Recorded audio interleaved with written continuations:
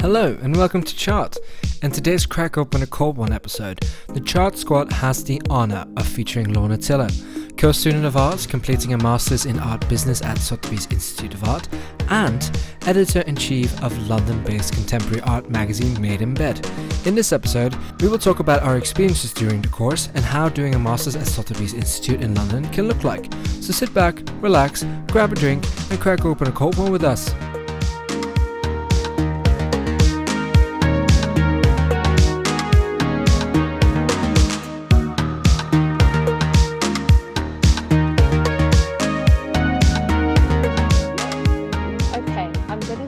With how's everyone doing? I have my drink at hand and I'm ready. Gin and tonic. Another gin and tonic, but pre-mixed. The same brand of beer from last time because it's local. Wow, shop local. And trying to get sponsors here, please. Today we have a guest. Yeah. Hi. Lorna, would you like to sort of give a few words on like who you are, how we're connected, that kind of thing? Yeah. Okay. Hi, world. My name's Lorna Tiller. I am Scottish, but I've lived in London for like 4 years. I just finished an art business master's with pretty much everyone in this call at Sotheby's. I am now desperately trying to find a job in the art world in a global pandemic. That's me. Yeah, sounds like all of us. Yeah, I need a drink. Yeah. Drinks to that. That's why we have this segment to like deal with our problems. Okay, fine. So you did art business. Yeah. We all did contemporary art. How did you find the course? Is that the course that like you read up on? You're like, that's the one that I want to be on, no questions. Like, did you start in that? Did you change? I mean, I went to the COACO for my undergrad, so it was like pure art history, and it's seriously academic there. So I felt like, I mean, you can't do art history in Scotland as a subject at school. So I took a total gamble and I decided to go and do it at university. And I'm really grateful for going to the COACO because it gave me this like crazy insight and like, knowledge base. But I came out of it being like, I don't want to be an academic. Like that was fun, but I want to go do something practical with this. And that was quite tough because there's not many courses. It's not like doing medicine and then it's like, yeah, of course you become a doctor. Like doing an art history degree, you can take it so many different places. And I wanted to find a way to use all the skills that I just learned, actually have a career in it rather than necessarily just go into academia or writing or curation. I didn't fancy it. I didn't actually want to do a master's. I did end up, it was kind of one of those where it was 2 weeks before the deadline and I was like, hey, I've got nothing to lose. I might as well apply. And then if I don't get in, it doesn't matter. I wasn't really thinking about it anyway. And then, if I do, then I'll have loads of time to think about it. They didn't give me very much time to think about it. Yep. I don't know if you guys had that. Yeah, it was very quick. Really quick.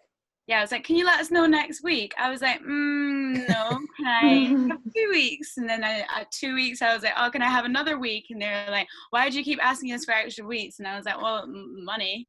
And I didn't really know if this is what I wanted to do. Mm-hmm. So I went back and forth with them for a bit. But at the end of the day, I'm really glad I did it. Yeah, I think we all, when we started hanging out, we were like, did you just apply to see if you would potentially get in? And we were all like, yeah, I didn't think I would. And here we are. It wasn't like a life goal, was it? It was just like, yeah, let's see what happens. And I was like, exactly. Oh my God, that was actually one of the best experiences I've had in my life so far. And I can't believe I like doubted it. Because I don't know how everyone else feels, but I always felt I would probably end up doing a master's. But I genuinely was like, I'm at UCL, I'll probably continue doing history of art at UCL. And then when they were like, here's an like interview and then let us know, I think they gave me like not a very long time at all, and I knew UCL wouldn't get back to me for months and months and months, and I just was like, I have to say yes or no. And if I like if a month goes by and I don't give them an answer, like this opportunity will go away. And if I don't go to UCL, then I don't want to go do a master's anywhere else. So it worked out because I was like, okay, fine. Okay, guys. Yeah, the similar experience because I applied for King's College, a master's, and I applied in like January or something. But in what? Yeah. Fine. See, Clearly now not that your was not- passion. Yeah. Chemical Not really. engineering in Accounting. photography. It was something cultural studies. Oh yeah, that's actually Oh quite yeah. fun. Yeah, that was, I thought, because I wanted to do another master's kind of delving more into the academia, because I come from a more arts background as a photographer. And I did then a master's just doing independent artistic stuff. And I was like, that's fun, but now I want to, actually read something. So Learn how to read. learn how to read that, yeah. And but then the same issue with like UCL, they didn't get back to me, King's College, for like so many months. And then in August, I did a summer course at Sotheby's, and then they're like, but you can also do a master's here. And In August. Yeah, in August. What? That was very late. Really? I was really, really late. I had my interview with Pierre the 29th of August. What? I had one in January. January, that's very soon. What? That's so I early. applied the moment it opened. I was applying everywhere. Wow. So, and Wow. they were like 15th of January or something is when it opened. So I was like, I may as well apply. Wow. So I'd applied. They Wow. told us to start applying in January to master's courses.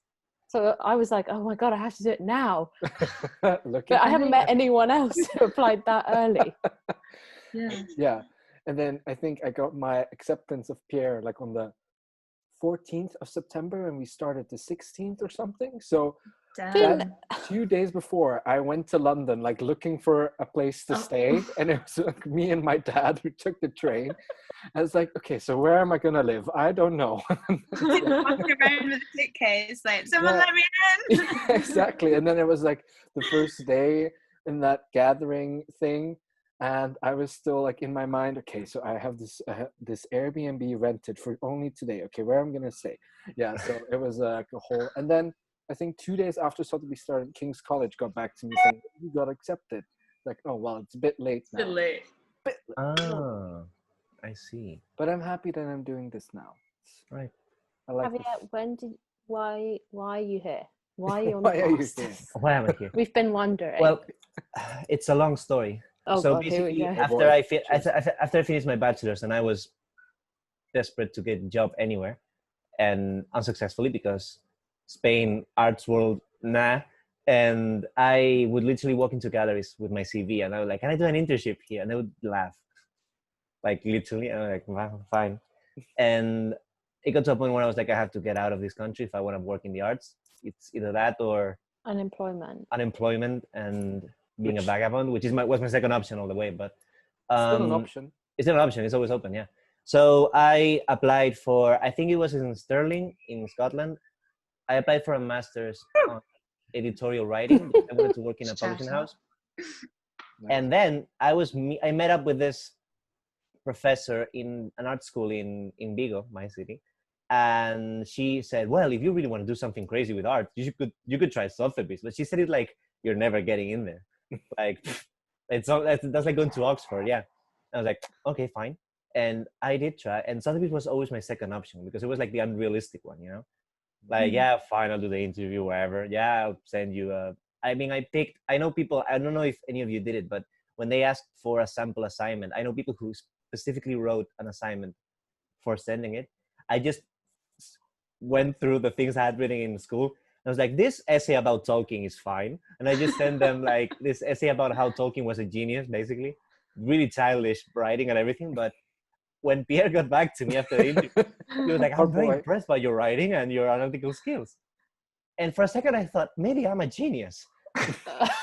For 1 second. For 1 second. And then I got to Sotheby's, right? And in this like meeting we had in the first day in that other building, and I started talking to some of you, Christy, for example, and you were like, yeah, I just wrote them, like, and they just replied, I'm here, what?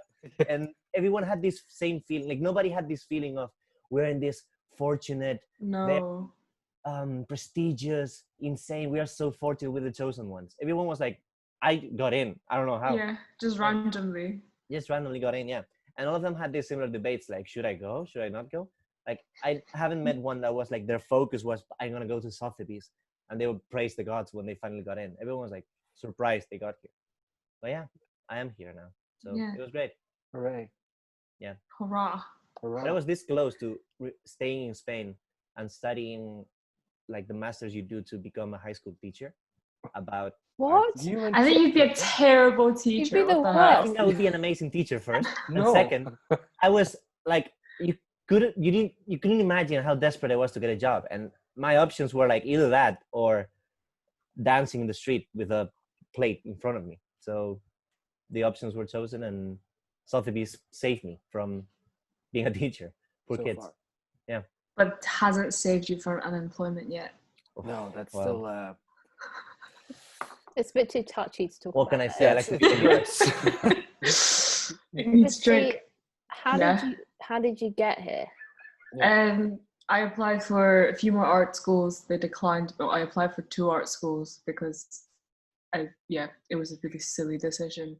Didn't get in, and I was like, okay, last resort, what do I do? And I knew someone who went to Sotheby's before, and she seems like she's doing fine, so I was like, I'm just gonna apply. And it was also quite late when I did that, so it was like mid-August.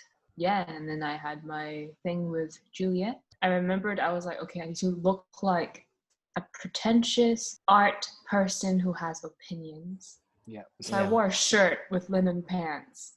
What? I literally wore interview. like a pair of Yeah. skinny leather trousers and a ripped jumper because I was going to the pub afterwards.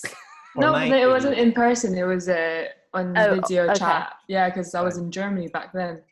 And I was like, okay, I'm going to wear a shirt. I'm going to be on a white background, but then with like a little bit of art. Yeah, and I was like, okay, I need to like pretend that I know so much about art. Yeah. I'm like, I need to pretend I'm legit. But really, I'm just like, I like painting. Yeah. Yeah. At least you were wearing pants. When I did my interview, it was so hot in here because of Spain that I was just like drenched in sweat. So what I did, I changed shirts like a second before starting the interview, and also my boxers underneath. So the camera couldn't go below my waist. And I was like, hey, hi, Pierre. How are you? Yes. And yeah, boxers all the way to the interview. They never knew. Awesome. Well, that's Yeah. why Pierre got me. That's what he was interested in. Like a man so brave, he does this. He must have some value. So now that we're almost done, No, I mean, with Lorna, like, how was your interview like? Yeah. What did you have to I- talk about? Or You know what? I've had some pretty bad interviews in my time. So the Riz one was okay. I met David Bellingham. So I Yeah. came into the institute. We had a chat. I remember he got out a Sotheby's catalogue, and he went through and he put a painting up in front of me, and he was like, "Who's this?" And I was just like, "Fuck!" Like honestly, my mind went blank. And I was like, "Oh, that there's so much to say about that." And he was like, "Uh-huh. Who is it?" And I was like, and he could see how much I was struggling. And then, like, I was going all flushed in the face, and I was like totally trying to cover it up. And he was like, "Can you at least tell me what movement it is?" I was like, "Yeah, it's minimalism. I'm so sorry. You're making me panic." And he was just like, "Right, well, at least you'll know what period it came from." I was like, "That's it. I'm not getting in whatsoever." But yeah, I was just like, that sounds well, that's very. that's really yeah. stressful. Yeah. Like, what they did not do that during our interviews. So, like, what do you think of this painting? Like, Right. what do you feel? Not like, who is it? I mean, with ours, they sent us images around before the interview with like an email. Not to me. Did No, they? not- Oh no, No? they just Pierre just did shocked this with a me. laptop and was. They and I just was Oh, like, shocked really? Right. you yeah. see these, and I couldn't see it, and I was like, yeah. I had my meeting in the in one of those. Well, it was via Skype, and it was in those Yeah. big meeting rooms with Pierre, but the internet was not working, and he couldn't seem to get the image like share the Oh, screen. So yeah. he took like the printout, and I went to the camera, which is like in the corner of the room, up, and he like holds it in front of the camera. It's like, can you see it? He He's was so like awful. shaking I love so much. That it was like a blur. But he did say, "Who is this?" No, like we. As you can see, audience, it's not that hard to get into Sotheby's. Please apply. But just apply. It'll If be we fine. could do fun. it, you can do it. Trust Yeah, me. and it's super fun. But now that we're Almost done, No, we're done. Yeah. What do we Oh, yeah. think about? what did we think? What would we say to someone who's Who's just about to starting? apply, or like who's interested. I'd honestly probably say it was the funnest year of university I've had, and I've had like 5 now, and it was like the funnest, the one where I felt the most me, and like found people who were a lot more accepting rather than trying to fit in. I really, really enjoyed this year, and I had loads of fun. Like I genuinely thought this course was going to be full of old people who would probably not want to go and have a drink after courses, or like, you know, go out together and all that. But it was like a lot of fun. To be honest, we are the only three that would go on a. That's how we became friends. That's how we bonded. We like we drinking. Yeah, literally we walked out drinking, of Freeze together, and I said like, would you guys like want to go to a pub? And they were like, yeah, of course. And we went to a pub, and there was not a minute out of that whole pub experience where we spoke about art. It was about everything else, and we were like, this is so nice to finally sit down and like have a conversation that's not because of the course we're doing and just because like we get on. And that's when I sent a message to the group of our course group, and I was like, does anyone want to like go to the pub on Friday? Like we won't talk about art. And nobody answered, and I was like, I'm never messaging this group. I've never messaged after that. I'd never messaged again. But the course was like really amazing, very, very like, they really did hold your hand the whole way through. I've not had that any other year where you know, if I had a question, I felt someone would sit down and like actually take an interest in helping me understand. Really enjoyed it, loved it. And I think it was very well designed, like the way it mixes, you know, lectures with talks and seminars and visits. It's never too overwhelming, but it's very full of things to do, and you end up doing a lot of very interesting stuff throughout the year, including 3 trips, you know, to places. Yeah, the trips were fun. I don't know how like what your undergrads were like, but I went from doing like 3 or 4 contact hours a week to being in Sotheby's 5 days a week. And I thought that was a like really interesting step, because it's not that I didn't want it and I didn't want to be there and it wasn't interesting, but for me, I'd always done so much self-research or like spent time in the library to actually learning something that can only be taught from somebody giving us a talk, a lecture, a seminar, being in the gallery. Like it was like we had to hear it from people's mouths to know what the hell was going on. And you couldn't read a book on it. And I thought that was really interesting, because art history is all books, you know. It was really different. I agree. I think the thing is undergrad, I had so much more workload, and there was a lot less actually going to lectures, but the workload was like, you know, there was not a day where I was not writing something. Whereas this year, like I had time to get a part-time job, and like I didn't feel too overwhelmed with how much work. And I thought they were very generous with like deadlines, and if enough people emailed in and were like, hey, we're stressed, they'd be like, oh, we'll give you like, you know, another few days. It was all very like, I feel like tailored to what was going on in your life. Is it the same in art business as well? I mean, we didn't get many deadlines changed. I actually think they got a bit annoyed. They got a bit annoyed at people saying, but I mean, our year was so big, so I think it was quite hard to have like a collective voice. I think it often sounded whiny when people stepped forwards, whereas I feel like for you guys, because your course was smaller, if there was a like general consensus that we're all feeling this way, it was fine. But I think because there were so many of us and we were so varied, and all the courses we did out with like, you know, navigating, which we all did, and then like the more general like bigger topics, I think as well, if there's so many people, you have to sort of be a bit stricter, because you just can't like change things for each individual person. But I did feel definitely when I spoke to other people on other courses that ours was very kind. I mean, where do you guys all live? I used to have an hour commute to get into Sotheby's. It was horrible, like getting in for a 9 a.m. lecture. I don't know, maybe I'd lived too much of a sweet undergrad life, but coming in for like 8 was just... I mean, I was so lucky, found this residence thing 10 minutes by bus away from Sotheby's, and still I would be late like every day. Because of the bus. Like I'm also an hour. That is the first thing that really stressed me out about Sotheby's. In uni, I was used to going to the first day in this course, right? I would be like, yeah, this is not interesting at all, and I would just not go again, study for the exam, be over with it. And I had so much free time that I could dispose of. In Sotheby, since day one, they were like, if you miss this, like, this is mandatory, this is mandatory, this is mandatory. So I remember like 2 days into the masters, we had like this day where we were like there from 9 a.m. to like Like keep Oh. seven. Yeah, I yeah. remember And, that day. and the thing is that the last lecture wasn't in the schedule, so it was like 6, and I was like, finally home. And then they were like, no, wait, Anthony Gormley, no, Oh, Anthony Anthony Downey. Anthony Gormley's coming here. I'm like, I don't care. Imagine. But like we had one more lecture, and That it was the day first time in my life that I felt like heat in my head. Like I was like my brain was It was melting. horrible, Like the horrible. entire lecture, and it was the best lecture we had in that year. But I was like, like I couldn't focus. And by the time we finished, I thought the whole year was going to be like that. And I really thought maybe it's not too late to be homeless. Thankfully, I stayed, and the schedule went to normal after a few days.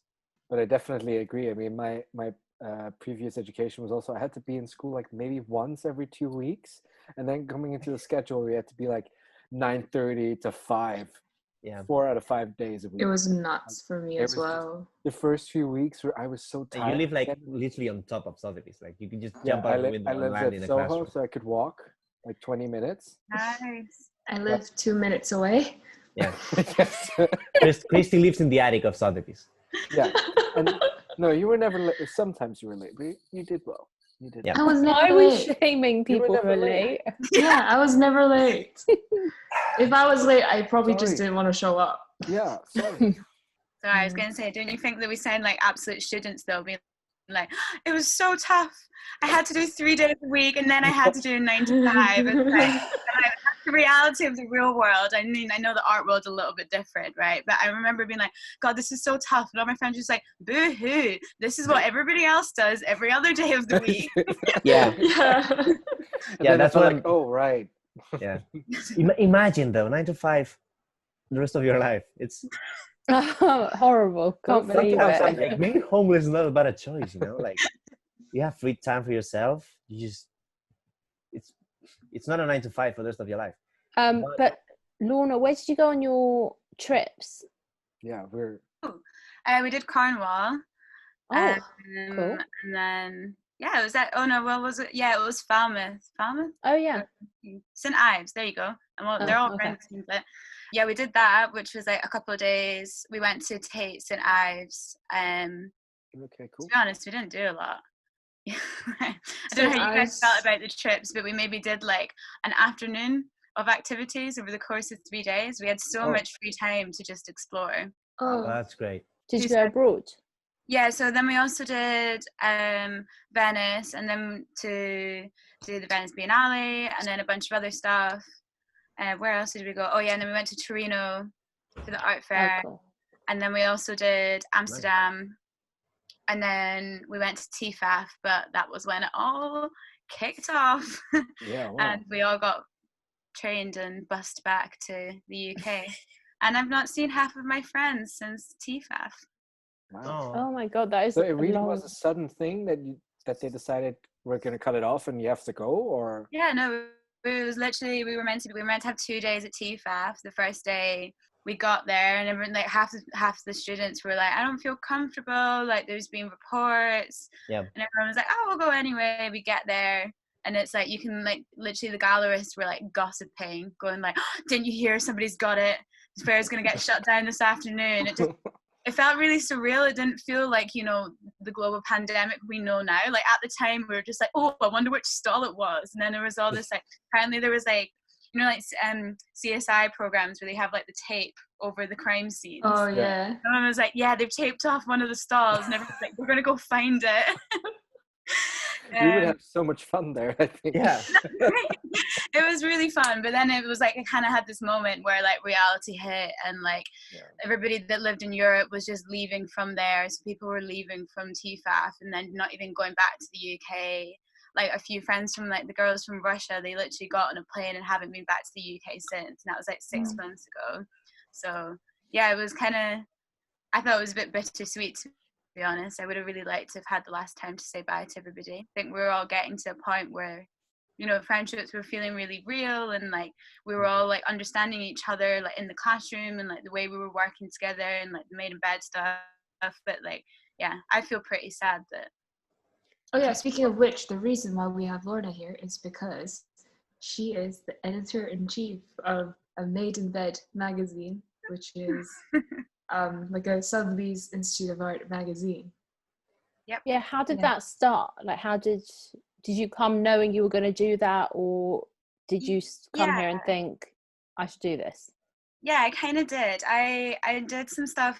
I've done previous editorial stuff, but like student level, like student magazines and like student newspaper things.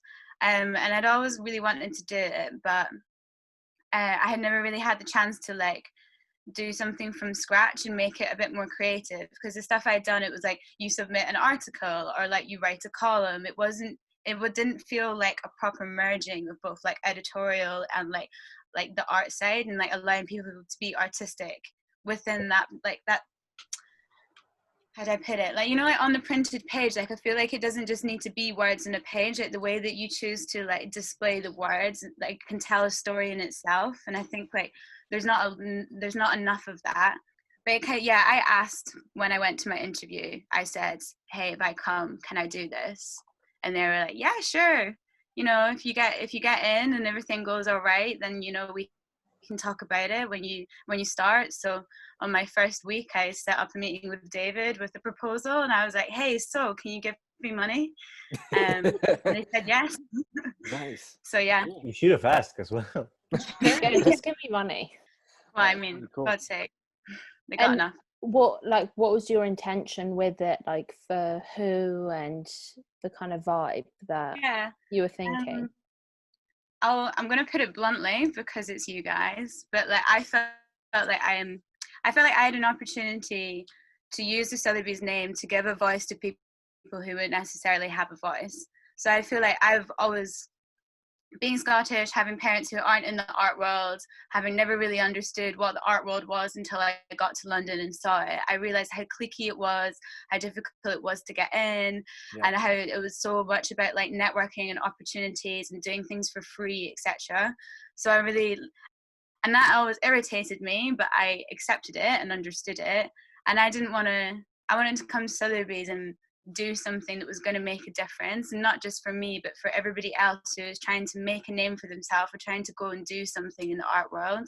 Because it's not just for us as emerging art world professionals, but, you know, emerging artists who potentially are a few years off getting accepted to an art prize or getting an opportunity at a gallery. Like, we're helping them get a step up on a ladder which is so hard to work up. Yeah, I agree. I think sometimes you're like in a group of people where you just feel like you're that one who does not have those same connections, but you just know that they will get a one up just through those and just through chance. And I think even us four like all bonded on that because we had that same feeling where we were like, you know, any of our parents in the art industry, like we don't have that same sort of upbringing, but it's definitely or just like intimidating. networks that puts you in that world. Yeah, it's intimidating. Yeah, definitely. I think that emotion was definitely one of like the drives behind me wanting to do it. I can justify it in like, you know, a better, more academic or a more press way, but ultimately at the end of the day, I felt like I had an opportunity to do something, and I wanted to, because if someone can't give it to you, make it for yourself, you know. Yeah, I think there's like no shame in that at all, and especially if you're going to Sotheby's, it's so amazing to have that name down and like linked to you. Like, there's literally no shame in that. No, definitely. Who's your audience usually? Did you think it would just be like the course to be like the different courses to begin with, and like how's that expanded? Yeah, it's been interesting. I think when I originally started, one, I bit off more than I could chew. I think I thought it was going to be a lot simpler of a project than it turned into, although I think that's also partly because everyone had so much like love and so much passion for it, that like when I saw how much people wanted to give the project, I wanted to like give it back and allow it to be as big as people wanted it to. So when people started coming forwards with like, hey, I want to do a new section, or I want to do agents of change and address like the BLM matters, or I want to talk about COVID, or I want to support photographers, like whatever it was, it's like I don't want to say no. Like if people want to do that, then hell yeah, and if they want to use our platform to do it, then yeah, please. So I feel like it grew way faster than I was expecting. Like I was originally just thinking this was something for us, and you know, we could push it out to people in like the wider like Sotheby's community, but I wasn't really seeing it growing like much beyond that. But actually it's been really nice because we didn't have a lot of money, so we didn't pay for ads. or like pay for followers, or like, you know, pay people to advertise us on their behalf. So everybody that followed us and interacts with us and likes like our stuff, they actually like it. Does that make sense? So it feels so much more real, because I'm like, oh, that's actually nice that people are actually engaging, whereas I think sometimes these can get a bit skewed when you start paying for things. Yeah, 100%. I mean, it's like such an achievement. We were talking about it earlier today, that start something that then gathers so much traction and like does so well. It is like, and especially whilst doing the course and like having so many things going on, it's like a huge, I mean, it is obviously like a huge deal. Because I just don't think I could have handled like that much. We didn't start the podcast till we were done with the course, and we're like, now we have free time. What do we do? Right, may as well. Might as well just do something. We like hanging out. Let's just have a reason. What to if we Zoom hung out every and week. recorded it? We have the same reasoning of why we do this podcast, because the art world is an intimidating place, and we just want it to be, you know, something that people maybe not know so much about, that can feel a comfortable space to learn more about without it becoming, you know, intimidating, without that person feeling like they're not belonging there, or you know, that they don't have the right connections. You know, it's also just like, as we always say, like, make it less elitist. You know, like using plain language, explaining what it is, which brings me back to the not problem, but like, what is Tether? Yeah, what is Tether? It's an art fair. It's like one of the biggest ones for like antiquities. Let me check what it actually stands for before I make a massive. Because like obviously we have art fairs like Freeze. I think that's like one of the biggest ones. Yeah, the European Art Fair. Don't really know how that spells TFAF. Oh yeah, the T. Sorry. I was like, where's the T in there? My fault. Yeah, I mean, it's normally based around, I mean, it's fine art, but I think one of the best things there is normally the antiquities, the older stuff. Yeah. Okay, fine. Because we had so much drama around it, and like the coming home and all of that. Yeah, I mean, we just went to Amsterdam, and we didn't really feel. I think we went just before that you guys went to the fair. Yeah. And we kind of had the feeling, oh, something is happening. I mean, we had the panic within our group, like 10 10 people from our 30 people course didn't show up. Really? Where was everybody? So you were in Spain. Where were the rest of you? I'm in Belgium. Christy and I stayed in London. London, yeah. And Lorna, have you been in London or back in Scotland during the lockdown? So I got back, and I like kind of same as you guys. There was like that reading week where everything was a bit up in the air, and then it was kind of like, oh, it's probably going to happen. I was like, okay, if classes are going to be online, then I might as well go back to Scotland, because then I don't have to pay rent. If I'm going to have to stay inside anyway, might as well stay rent-free inside. I literally listed my room for a sublet, and then the next day they closed the borders. So I ended up having to stay in London for, I think, the first 3 months.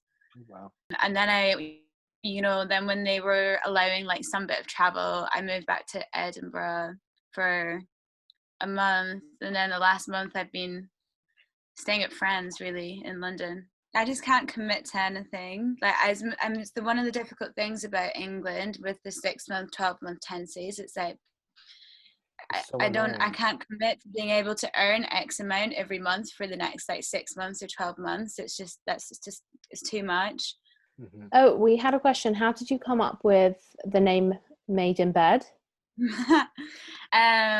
So like I think it was November time last year, everyone that decided they wanted to get involved, I did this like super lame exercise where I got everyone to like write out names and stuff, and we would fold them up and put them in a bag and like pull everything out, and then someone wrote Bedford Square because we're located in Bedford Square, and then we're like, oh, that's really nice. And then I think it was, you know, I better not say who it was, because if I get it wrong, they'll be pretty annoyed. But someone suggested Made in Bed, and we all thought it was really funny, because I don't know about you guys, but I've written a lot of my essays in my bed. So that's what so that was the midnight deadlines. I'm often just like, submit, and I'll go to bed. If I could do everything from bed, I genuinely would. would. Like during lockdown, I got a pregnancy pillow because I was like, spent so much time here. Like I may as well be comfortable. Please. How did everyone find the online lectures? I hated them. I despised them. I thought they were even better than the real one. Okay, so this is how an everyday classes went, right? So David was like this for a while. Then he would say, "Oh, is it on?" And Amy. Then Amy, Oh, yeah. how do I talk? And he would be like, "You just talk." And like, well, are they hearing me? And everyone was like, "Yes." Then the class would start, right? And he would like show us this picture of like, I don't know, like Hercules doing something. Everyone had this need of like telling that's Hercules doing something. So there would be like 40 messages of people like, that's Hercules doing blah, blah, blah. Oh yeah, because he'd be like, who? Like, but who then is not this? everybody knew that was Hercules, but they felt like I need to say something Greek. So people like all sorts of people were like Yeah. oh no, that's Achilles. Oh no, that's Zeus doing this, blah, blah, blah, blah. So then David had like 6 minutes of like scrolling through all of them, like, and then he was like, that was like one person of all the people who said the right thing. It's like, yes, you're right. You said this and this and this. And then people would get competitive and they would start like typing more stuff about that. But like, you could see. Actually, that was from this century. And they would be like, yes, this guy is right about that. So it would be like, spend like half an hour in each picture. And the point of the picture was just saying, this is Greek. Half an hour for that. Obviously, it took a bit more time. And he was talking also about that aristocratic ideal male body reshaped by your six pack, and then he was like, I spoke to my personal trainer about how can I get those, and then the personal trainer was like, do you have a full-time job? And he's like, yes. And he's like, well, you probably won't get it then. I mean, at least an honest answer. What did you think, Lorna? Yeah, which ones did you pick? I did emerging markets with Ian Robertson, and then and I did modernism and its markets. Bernard. They were both really good, really good. Ian Robertson was hilarious. Were any of you ever on camera with him? Did anyone else have it? No.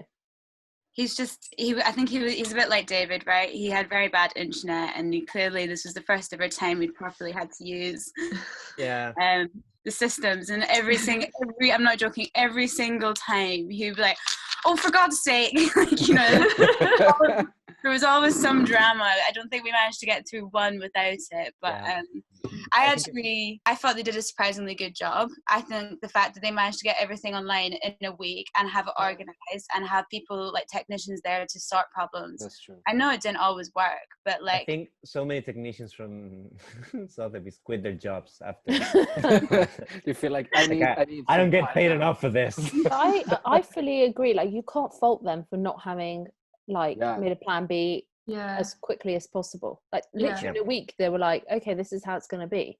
And it was incredibly organized. Yeah. We didn't even fall behind. Yeah, we missed the visits and stuff. Okay, yeah, sure, we did. But I mean, given the circumstances, they did a fantastic job. To also get the guest lecturers on. I really liked David. I didn't really know what his vibe was. I think David, I would have loved to have that same He's so course passionate. with David in person because he looks like such a cool teacher. I think one of the best things about David, he might natter on, he might share too much, but I've never met someone so genuinely passionate about imparting their wisdom onto somebody else. Like, he wants to share, like he just literally just wants to share and show you, and like he just sends us stuff all the time. I've never met someone so perfect for academia. No, he really I really enjoyed his lectures. I'd look forward to them. The academic Aladdin. Oh. Why Aladdin? I can show you the world. I feel like David and Marcus are like. Marcus? What? Please don't. I mean, have you ever seen anybody so excited at the Biennale or like at a lecture? Oh, yeah. He would be that is true. He didn't speak. He just would through in like a seminar, he'd be like, "Yes, Javier, that's such a good point, Javier. That's." I picked the wrong course, guys. This sounds like I mean, he was like world history. But I have a question. In terms of social aspect of the course, that was the one thing I was a bit like, oh, I don't know if I want to go because I'm not sure it will be that fun and social, and like I feel personally I really need that. That was How my did you fear. That was my find fear it? when I walked in, because most of us were, you know, like when we got in, I don't know if it was the same in business, but in contemporary art, for the first week or something, people would only talk about going to this opening or Yeah. Yeah, it was a lot of pressure. yeah, it was just only art, and I didn't feel like I could approach someone talk about something else because they were like so focused on it. It was kind of intimidating. Was it the same in business? To be honest, there were some pretty like obvious cliques pretty early on. I feel like there was a few people that just didn't want to talk to other people, which is fine. That's them doing them. But there was definitely some people that just like didn't want to engage at all. But I found that most people were like really pretty friendly, and I was surprised at like the age, actually, like the demographic of the course. Because before I went, I was like, in reality, Lorna, it's 9 months. If you hate it, if you don't like the people, all you need to do is go in, get it over with, you know. And I was like, I'm living with flatmates. Like you can do without the social side. And I walked in, I was like, everyone's really young, everyone's really cool. Like, Yeah. everyone wants to go out for a fag. Like, I don't know, I just remember being like totally overwhelmed by like, you know, how relatable everybody was. And as we were talking about earlier with like, you know, the elitism and like, you know, obviously Sotheby's and the price on this course, I was like concerned about, you know, who was going to be on the course and like how compatible I would be with them. And I actually found that like 95% of people, I could go for a drink with them. Yeah, I agree. I think the one thing we would get frustrated about was just, you know, the 24-hour art chat. And I'm sure like we are all very passionate about art, but I think to build like a meaningful relationship, you need so much more than just this one topic in common. But I have to say, like when we would go on a trip, it was very easy if you're put in a group with like none of your friends, really easy to interact with people. People are down to, you know, help you out, go for a drink, do anything. Although, I mean, when we would split up, we'd constantly texting. I mean, we are like, we're getting a coffee. Really needy. Meet us at the back. Do you want to come around? Yeah. We We're have really attachment needy issues, yes. with each other. So the moment we'd separate, be like, guys, how are you finding it on your group? I don't know. Like, do you want to meet up after? Like, maybe you could sneak away and we could go and like meet somewhere. Like at night, we'd be like, come to our room, let's hang out. No, don't worry. I think that's normal. We were all definitely doing that as well. I feel really fortunate. I feel like there's people like you guys, I think, like there's people I found in the course that I hung out with for weekends or multiple nights, and we just actually wouldn't talk about art. We just had plenty of other things to say to one another. Yeah. And that's really nice.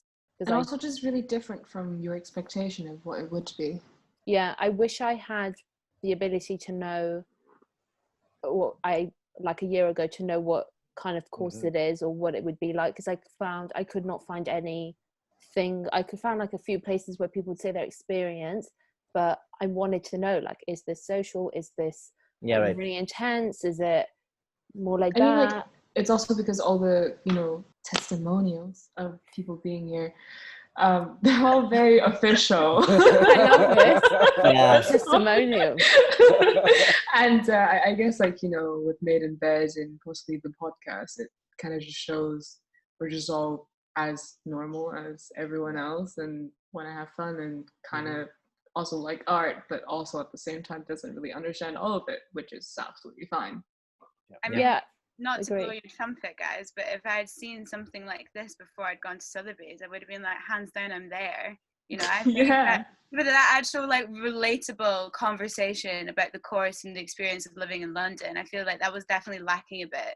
Yeah. And I only felt maybe comfortable because I was already living there. So yeah. Yeah, you're listening and you're thinking of going. Yeah, go. Yes. It's good. It's fun. Awesome. The London aspect is so important because that is when I got to my first year of my undergrad, I was like, oh my God, I made a mistake. Like I should have gone to like Bristol or like anywhere outside of London. Really? Because, oh my God, Bristol. I had like out of all places. I wanted to go to Bristol. I liked the art history program there. I had friends who were there. It just felt like where I wanted to be. And I'd gone for weekends out there and I was like, oh my God, this is what uni is? Like, I don't have this experience. Like my experience was so like cold, and I would like try over and over again to like get people to go out with me.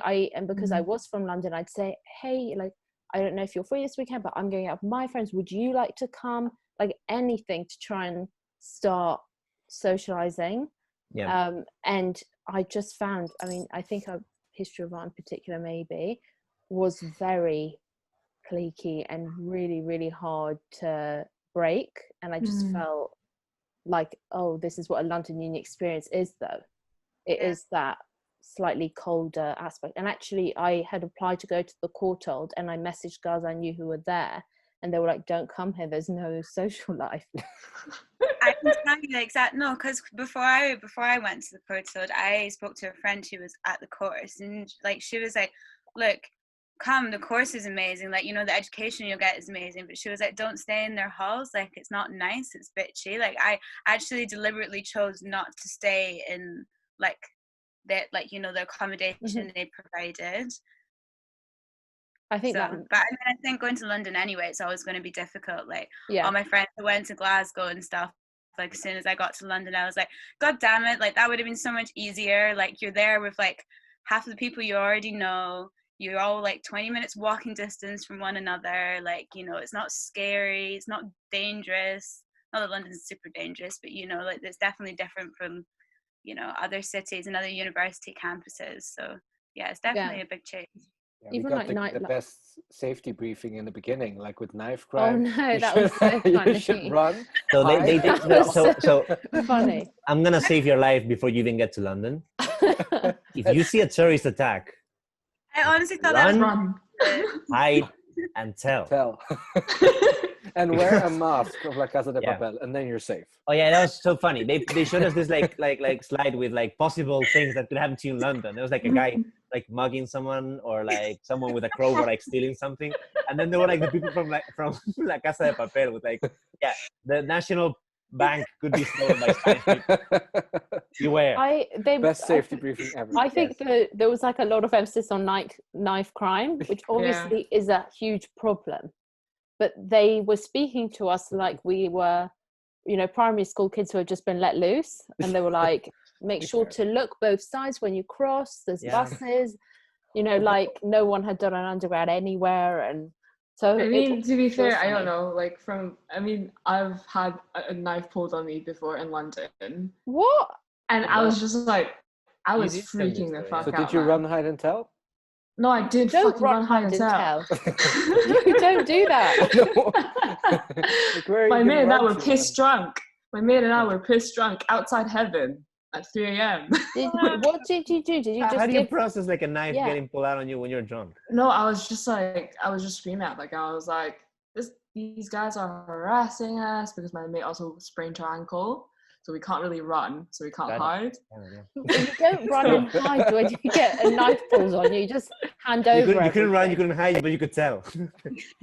Yeah, I was telling. I was like proper screaming, and there's like actually people coming out of Heaven, and there's bouncers by the Heaven, and then there's also bouncers from the McDonald's by Heaven. Heaven is a nightclub. It's not just. You need bouncers. Christy wasn't just in Heaven. Yeah, I was. Yeah, I've got one. I need Heaven defined to me. That question for today. It's a great city for art. She's alive still. It's a great city for art. I love that you like it. It is. It's a great city for art. Well, we'll see about that when we get back. If you're in doubt whether London is the city, just, you know. Well, yeah, it is. It's a great. If you want to do arts, you have to go to London. Yeah. I mean, you guys lived in any other city in the UK? Have you? Where? Yeah, I lived in Cheltenham. Oh yeah. And how was the art? Shit. Non-existent. There you go. I mean, I visited Bristol. It was like kind of there. Birmingham was alright as well. I remember going to Sussex Uni, like when I was still at school, to see what uni would be like. They did history of art there, so I went, and they were like, basically every few weeks we take a trip into London to go see all these museums. And I was like, I already live there. And then they were like, and in the morning you can hear the cows mooing. And I was like, I'm leaving. I'm not going to be here. Come on. Come on.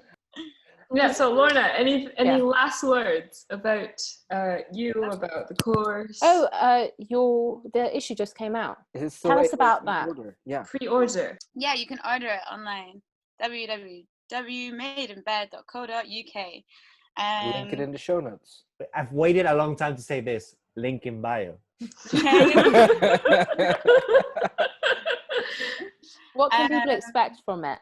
Yeah, so the issue was obviously totally derailed by coronavirus. So it's kind of, I mean, what it turned into, I'm seeing it more as, I think this is me being a little bit emotional, but I'm starting to see it more as like, you know, like a bit of a yearbook. Like, you know, for me, it sums up everything that we did and we experienced this year, because the stuff that everybody's written about is like exhibitions we went to see, or like topics that really interested them during the classes, or, you know, like major art events or incidents that happened worldwide during the periods and months that we were at the Institute. So it's a really like beautiful insight into what 2020 was for us. And then obviously when coronavirus happened, we had to change some of the materials. So we had to take some stuff out because it was just, you know, no longer relevant. And then we actually like left a couple of articles in, but just addressed that these were written beforehand. And we had conversations about like, oh, maybe we should take them out. Should we rewrite it? And I was like, well, I don't think we need to do that. I think people are going to understand that like this happened when it did. And I don't think we should forget like all the effort and work that went in before it, but maybe just an acknowledgement of like what that's, you know, how that's then affected everything that is inside. So the content's like roughly centered around 4 categories. So there's interviews, reviews, and like featured articles, so kind of like contemporary discourse, or like sort of like personal reflective things about the art world, and then like art and financial business orientated discussions. And then, so, you know, if you get a fashion magazine, and then it would have like a double page like Prada ad in the middle. Yeah.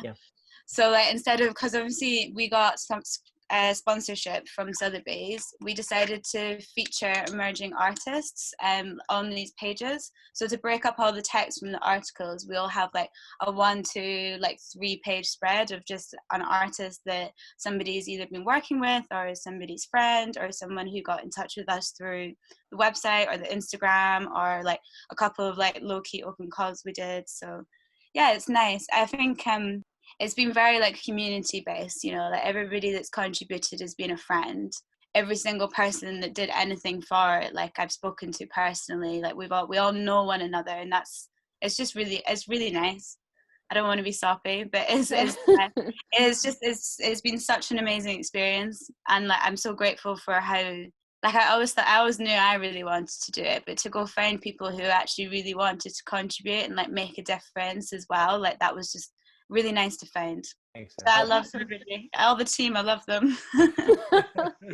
And what's happening so in the future for it, and handing over potentially? And so, I mean, it was originally started and it was meant to be just like Sotheby's, and then so it would be like taken over by next year. And then like a month or 2 ago, we had some conversations with like New York, SIA, and the guys that do like the like marketing for them, but also does the marketing like with Sotheby's. And they were like, oh yeah. And then like the alumni guys, they're all like, oh yeah, so you're gonna like take this and turn it into something else. And then I had to come back and speak to like David and Jonathan, the director, and they were kind of like, oh, we don't want you to do that. We kind of reeled it back a bit. We got a bit overexcited. I was very bored during coronavirus, right? I had like 12 hours in the day. So yeah, we were going to maybe like expand further, but I think actually the best thing to do is to encourage New York, for example, to set up their own thing, and for this to stay. I mean, the main name in itself, it's like Made in Bedford Square, right? It's London. So we've got somebody in mind. I will not disclose who, but she's already got in touch and she wants to take over as editor-in-chief next year. So yeah, I mean, I'm excited. I don't feel greedy about it. Like, I'm really happy with what we did this year, and I'm like excited to see what other people want to do with it. Yeah. I mean, we did a magazine. Maybe somebody else wants to do a movie or like use the platform to like do like, you know, whatever. Like, honestly, Yeah. like, yeah. I mean, No. regardless, such a big achievement to have done while studying. And it's so nice that it's now like more of a legacy kind of thing and goes on. And, you know, that someone's so excited about it that, you know, they contact you and be like, hey, you know, do you have anyone in mind for next year? Thank you. And also it's really a good idea that it's kind of like an yearbook. It's a great thing for new students. Like we were all saying, we didn't really have any resources coming here, looking up what the course would be like. And like you said, this is a yearbook of everything that we, like the entire cohort of 2020 went to, trips and visits, and so they can have like a perfect sense of, okay, so this is what the course can be like, you know, the dynamic. So it's fantastic. And you can have fun if you want to. Yeah. Yeah, no. You should have fun. I actually had a lot of fun. At some point Yeah. in time, too much fun. So I think Mara can agree. I'm saying I've had a bit too much fun at times. I've had to have people take care of me. yeah, we've all been there. If people want to follow Made in Bed, what's the Instagram handle? It's Made in Bed. At Made in Bed. Link in bio. At Made in Made Bed in Bed Bag. Okay. And Yep. we'll put the links in the bio. Yeah. Okay, thank you so much for joining us, Lorna. Yes, Thank It you was so an much. absolute pleasure. Yeah, that's been really nice. That's lovely. been amazing. It's I really mean- nice to talk to Sotheby's people. I feel that we all, as I said, we all got torn away from one another. So Yeah, exactly. Yeah. nice to talk. Yeah. And here we all 100%. feel like so much the same way about so many things. It's so like, yeah. It's nice, yeah, because I think sometimes you're a bit scared to like speak out on stuff, like in case other people aren't feeling the same. Mhm. Yeah. But cool. Like and Check out Made in subscribe. Bed. Pre-order the Made in Bed. Yeah, I think order it now.